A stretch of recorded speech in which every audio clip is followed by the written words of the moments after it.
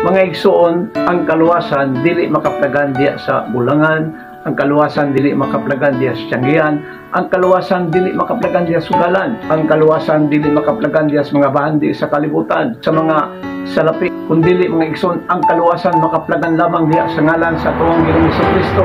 Nga atong dawaton ang Ginoong Hesukristo nga mahimong Ginoo ug manluluwas sa atong kinabuhi, kay matud pa sa buhat 4:12, wala nay lain nga ngalan nga gihatag dinhi ilalom sa langit nga pinaagi ni anak kitang tanan mga luwas. Ang kaluwasan makaplagan lamang mga igsoon diya sa ngalan sa ato ang Ginoong Hesukristo. Atong dawaton mga igsoon nga ato Ginoong Hesukristo nga mahimong Ginoo ug manluluwas sa atong kinabuhi, ug atong buhaton ang iyang kabubuton. Praise God.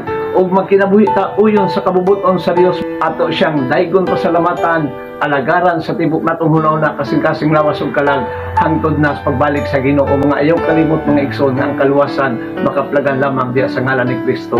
God bless.